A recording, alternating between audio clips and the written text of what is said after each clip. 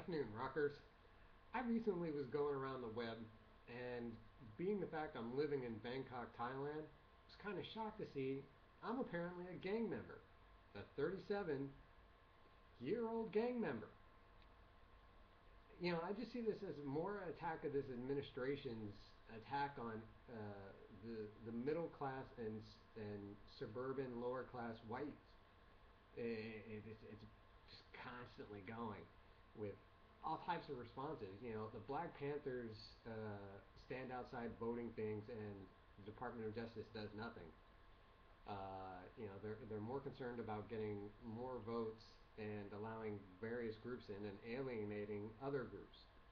And 37-year-old. I still call myself a juggalo when I'm on a gaming site or something. I still use a juggalo name and have for 20 years. And that's just, it's a specific group and subset of people that are attracted to the type of music. And then they pick a name like that. And then to call us a gang, that's freaking ludicrous. Just because, everyone else doesn't have the names except for the beaver nuts and what was the skinny gay guy from America's Top Model or whatever the heck his name was. Clay Aikens, that's it. They have a nickname for themselves. So are they a gang now? Or the Bieber crazy people, are they a gang now? I've never heard of such ridiculousness. When there are people like the Hells Angels, MS-13 and the Latin Kings and all these other groups, the Juggalos are now a gang? Come on. Most of us are attracted to that music because we're kind of disenfranchised youth. Or even in our adult age, the same reason that Eminem became popular. And if they picked a name, they'd probably be going after him. But because he's white, they don't make any noise about it, and that's the bottom line.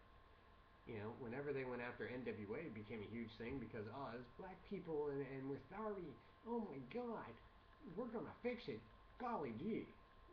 But when it's just a bunch of white guys from Chicago or whatever else, never mind them.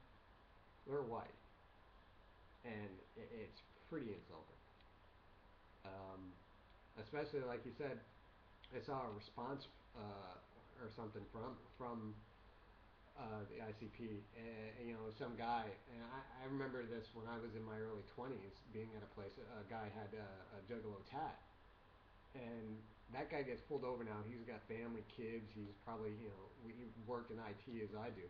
And he's a network administrator or some manager or something, and he gets pulled over, and all of a sudden he gets listed as being a gang member. That has serious repercussions in many states. If you are on a police organizations, whether it's your local state sheriffs, the Department of Law Enforcement groups, or the FBI, that will show up in a background check. That is serious. That means lack of work. That means serious problems for a lot of people. Even if you don't have a criminal background check, that will hurt getting jobs in banks and law firms and other places. This is a serious, I see it as a serious attack on individual rights. And it's this current administration that wants to nanny state everybody, and it's really disgusting, and it's scary that soon, how long before it's not just that you're calling yourselves juggalos or anything like that, but oh wait, you're listening to it, we got to start watching you. What's next? Country music? Because we've only had one real major terror event by homegrown terrorists or of white people, and they listen to country music. So what's next? Country fans? NASCAR fans? Where does it stop? And the Department of Justice, when Holder took over,